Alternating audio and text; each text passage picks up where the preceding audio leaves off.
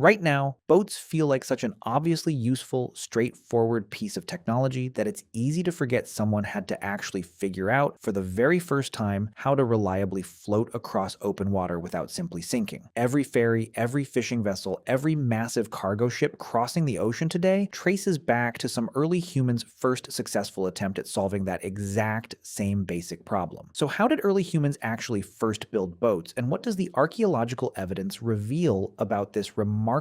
early, remarkably significant technological achievement? Let's dig into this properly, because the answer pushes back considerably further into deep human history than most people probably assume, and it connects directly to some of the most significant migratory achievements in our entire species' history. Let's start with the archaeological and genetic evidence confirming just how early humans first successfully developed watercraft, because this represents a truly striking, surprisingly early timeline worth establishing clearly up front. Evidence strongly suggests early humans, or possibly even earlier hominin species, successfully crossed open water many tens of thousands of years ago, with some of the clearest evidence coming from the successful human colonization of Australia, which required deliberately crossing a significant stretch of open ocean. Since Australia has remained separated from mainland Asia by open water, even during periods of historically lower sea level, this migration occurred at least 65,000 years ago, according to current archaeological evidence, meaning humans were successfully building and using functional watercraft capable of open ocean crossing tens of thousands of years before many other significant technological developments already explored extensively in other discussions regarding early human history and technology. This detail is worth sitting with directly, because it fundamentally challenges any assumption that early watercraft represented some kind of late, sophisticated technological achievement, only developing after numerous other technological milestones had already been reached. Successfully crossing open ocean water requires a functional, reasonably seaworthy vessel capable of remaining afloat and navigable across a meaningful distance of open water, meaning this specific technological achievement pushes the confirmed history of functional human watercraft back into some of the deepest, earliest periods of confirmed early human technological history. Let's talk about what these earliest watercraft likely actually looked like, because understanding this necessary starting point helps frame the entire subsequent developmental story properly. The earliest boats were almost certainly simple rafts, constructed from bundled reeds, bamboo, or lashed together logs, providing basic buoyancy sufficient to support a person or small group above the water's surface. This basic raft design requires minimal, specialized tool technology to construct, relying primarily on effective lashing and binding technique to hold the buoyant material securely together, representing a relatively accessible technological starting point even for early human populations without particularly advanced tool-making capability more broadly. Let's talk about dugout canoes specifically too, because they represent another significant, well-documented early watercraft design worth exploring in additional depth. Dugout canoes, created by hollowing out a single large log, typically using a combination of controlled burning and stone tool carving, represent a considerably more sophisticated construction technique compared to simple lashed rafts already discussed, requiring both specific tool technology and considerable skill and patience to successfully produce. Archaeological evidence confirms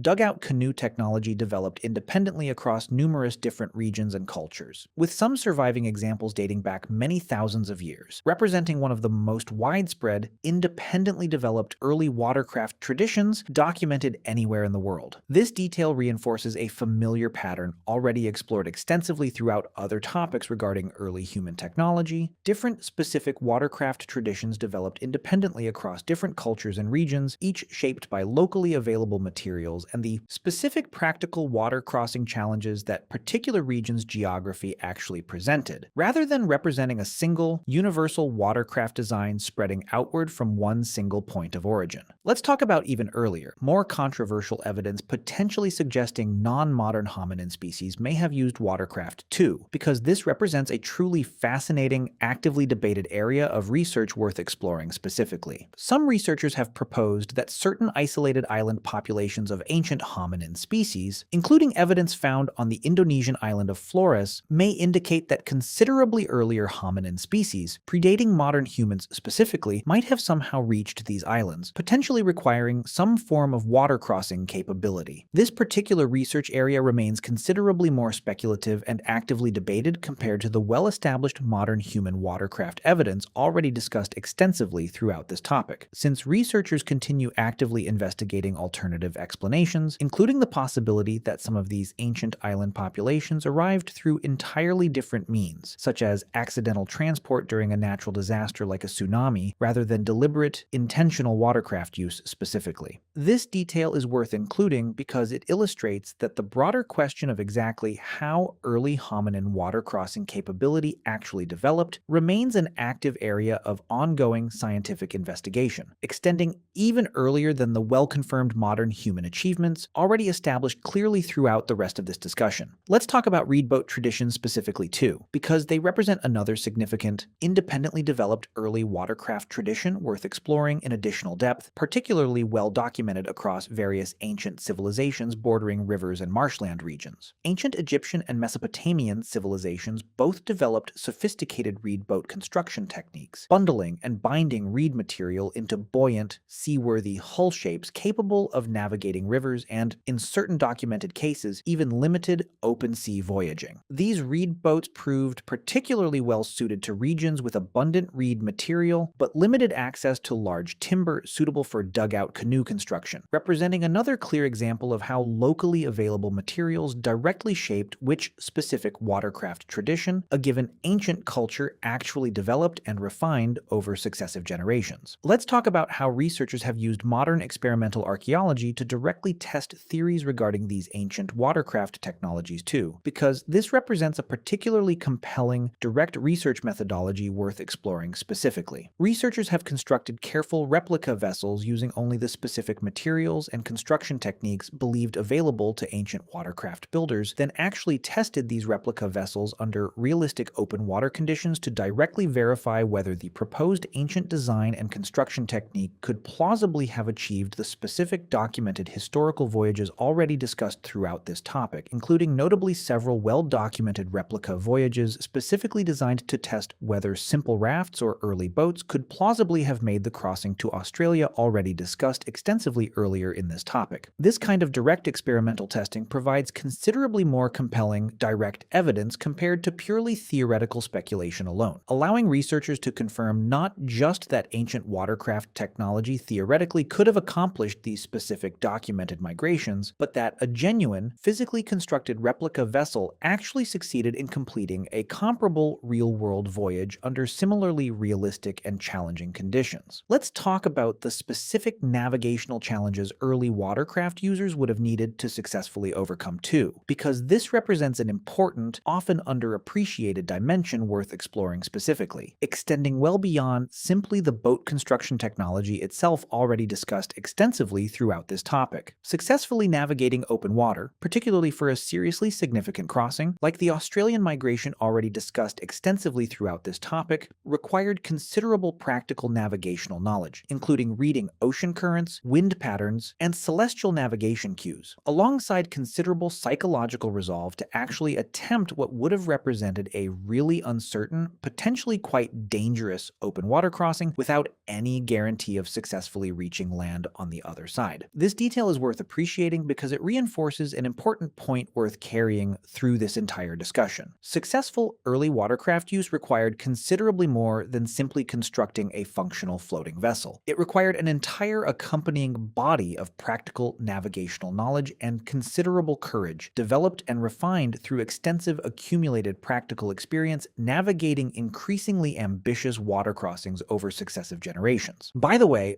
if you want to go even deeper into the secret lives of ancient humans, I just launched a full course called The Secret Lives of Ancient Humans. 10 modules, 3+ hours of content covering everything we never talk about on YouTube. What they feared, how they communicated, what hunted them, and much more. Plus an exclusive PDF guide included. Link in the description. See you inside. Let's talk about how early watercraft development connects to broader questions regarding early human cognitive and planning capability too, because this represents an interesting, more theoretically oriented dimension worth exploring before continuing this broader discussion. Successfully planning and executing an actually challenging open water migration, requiring advanced preparation, sufficient supplies, and coordinated group cooperation among the people actually undertaking this specific journey, suggests early humans capable of this kind kind of achievement already possessed considerable capacity for advanced planning, deliberate risk assessment, and coordinated group behavior. Cognitive capabilities connecting directly to broader questions already explored extensively in other discussions regarding early human cognitive development and social cooperation more generally. This detail reinforces the broader significance already established throughout this discussion regarding just how cognitively sophisticated the humans who first accomplished these remarkable early water crossings actually needed to have been well before many other more commonly discussed markers of advanced human cognition had become clearly, definitively established within the broader archaeological record. Let's talk about coastal versus open ocean watercraft use as an important practical distinction too, because this represents a nuanced detail worth exploring specifically before wrapping up this broader discussion. Much of humanity's early watercraft use likely involved considerably less risky coastal or river-based travel rather than the more dramatic, truly dangerous open ocean crossings already discussed extensively throughout this topic regarding Australia specifically. This distinction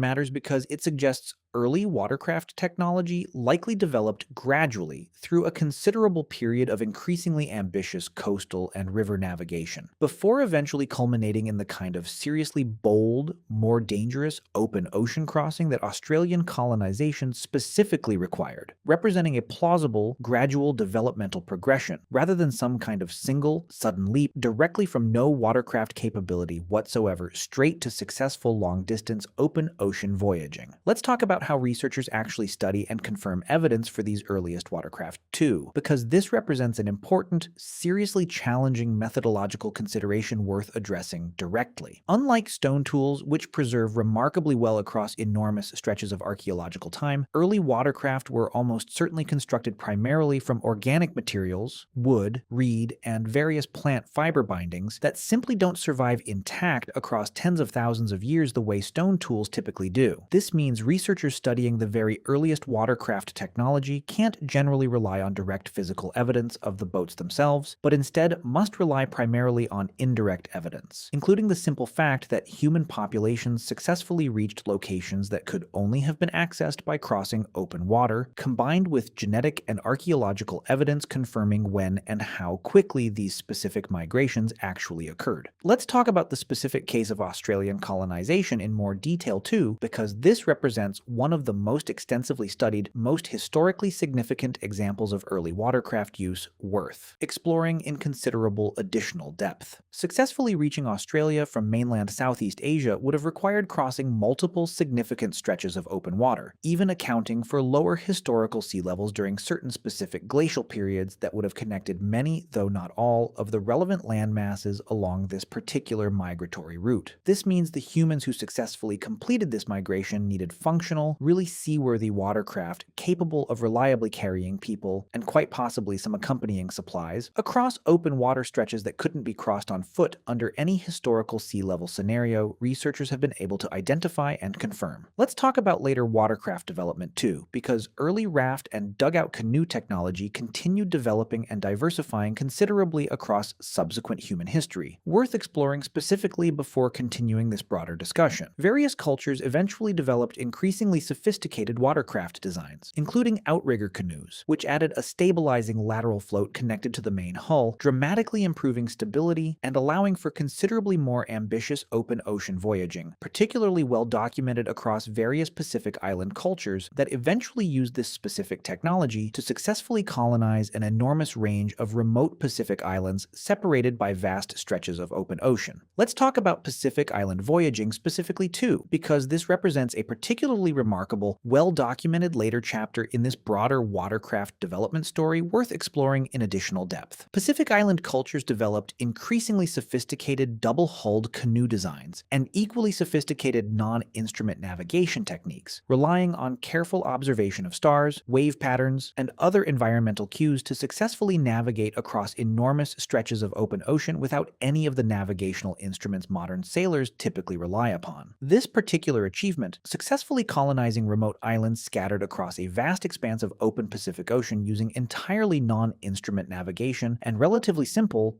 though highly refined, watercraft technology represents one of history's most impressive demonstrations of accumulated practical maritime knowledge and genuine navigational skill. Let's talk about sail technology's eventual development too, because this represents another significant advancement worth exploring specifically, extending well beyond the purely paddle or pole-powered watercraft already discussed extensively throughout most of this topic. The eventual development of sail technology, harnessing wind power rather than relying purely on human paddling effort, allowed for considerably more efficient long-distance water travel, developing independently across numerous different ancient civilizations and eventually becoming a dominant, defining feature of watercraft technology across an enormous range of different maritime cultures and historical periods. Let's talk about bark canoe traditions too, because they represent another significant, independently developed watercraft tradition worth exploring specifically before continuing this discussion further. Various indigenous cultures in North America developed sophisticated birch bark canoe construction techniques, creating remarkably lightweight, durable watercraft using bark stretched over a carefully shaped wooden frame, sealed with natural tree resin to ensure watertight integrity. This particular watercraft design offered significant practical advantages for the specific environment these particular cultures typically operated within. Since bark canoes proved considerably lighter and more portable compared to dugout canoes already discussed extensively throughout this topic, allowing users to carry their watercraft between different bodies of water when necessary, a particularly valuable practical feature for cultures regularly navigating extensive interconnected river and lake systems requiring occasional overland portage between separate waterways. Let's talk about how ancient watercraft frequently carried significant symbolic and ceremonial significance too, because this represents an interesting, often overlooked dimension worth exploring before wrapping up this broader discussion, echoing a familiar pattern already discussed extensively throughout other topics regarding how practical ancient technologies frequently acquired additional cultural and symbolic meaning well beyond their purely functional purpose. Various ancient cultures incorporated boats and watercraft directly into religious and ceremonial practice, including documented cases of ceremonial boat burials, where a deceased individual, frequently someone of significant social status, was buried alongside an actual functional boat, presumably reflecting specific religious or cosmological beliefs regarding the deceased's journey into whatever afterlife that particular culture's belief system anticipated. This detail reinforces the broader pattern already established throughout numerous other discussions regarding ancient technology. Watercraft, much like clothing, tools, and countless other practical ancient technologies already explored extensively elsewhere, frequently transcended their purely practical function to become deeply significant cultural and religious symbols in their own right. Let's talk about how modern researchers continue actively refining understanding of this broader topic through ongoing archaeological work too, because it's worth acknowledging honestly, before concluding this discussion, that meaningful research continues actively developing in this specific area. Researchers continue conducting new experimental archaeology voyages, refining genetic and archaeological dating techniques, and periodically identifying new indirect evidence relevant to understanding exactly when and how early humans first successfully developed functional watercraft technology, meaning the specific timeline and technical details already explored throughout this discussion represent our current best scientific understanding rather than a completely fixed, permanently settled historical conclusion incapable of any further future refinement or revision as additional research continues. Let's talk briefly about how this topic connects to broader questions regarding human curiosity and exploratory drive too, because this represents a fitting, reflective point worth including before this discussion fully concludes. The willingness to construct an unfamiliar, untested technology and then deliberately venture into seriously uncertain, potentially dangerous open water without any guarantee of successfully reaching land or returning safely reflects a distinctly human combination of practical ingenuity and genuine exploratory courage that continued showing up repeatedly throughout human history, connecting these earliest watercraft pioneers directly to considerably later human exploratory achievements, all ultimately reflecting the same basic underlying human inclination toward pushing beyond familiar, established boundaries into truly unknown territory and circumstances. Let's talk briefly about the specific material knowledge early boat builders needed to successfully develop too, because this represents one final, worthwhile detail before this discussion fully concludes. Successfully selecting appropriate wood, reed, or bark material for watercraft construction required considerable practical knowledge regarding which specific materials offered adequate buoyancy, structural strength, and water resistance. Knowledge that early boat builders across numerous independent cultures developed entirely through patient, accumulated trial and error rather than any formal theoretical understanding of buoyancy or material science. This detail reinforces a familiar theme worth carrying through this entire discussion. Early watercraft technology, much like so many other early human technologies already explored extensively throughout other topics, emerged from exactly this same pattern of careful, patient, practical observation and experimentation, gradually accumulating into remarkably sophisticated, reliably functional technology, long before anyone had developed any formal scientific framework capable of properly explaining exactly why these particular practical techniques actually worked. Let's zoom out and pull all of these different threads together, because the full story of how early humans first built boats turns out to represent one of the most remarkably early, remarkably significant technological achievements in our entire species history, considerably predating many other technological milestones typically discussed alongside it. Early humans successfully developed functional watercraft, likely simple rafts followed by increasingly sophisticated dugout canoes, well over 65,000 years ago, using this technology to accomplish the truly remarkable feat of successfully colonizing Australia across meaningful stretches of open ocean water. This early watercraft tradition continued developing considerably across subsequent human history, eventually enabling remarkable achievements including the successful, non-instrument navigated colonization of remote Pacific islands separated by vast stretches of open ocean. So the next time you casually step onto a boat or watch one crossing open water, it's worth appreciating that you're benefiting from one of humanity's oldest, most consistently significant technological traditions, stretching back to some of the earliest, most remarkable achievements in our entire species' deep evolutionary and technological history. Which leaves an interesting thought worth sitting with. If something as fundamental as boat building actually represents one of humanity's earliest, most significant technological achievements, considerably predating many other developments typically considered more historically significant, what does that suggest about how we should more accurately think about which specific ancient technologies actually deserve the most historical credit and attention, rather than simply focusing on whichever specific developments happen to be easiest for modern audiences to directly, physically observe and study?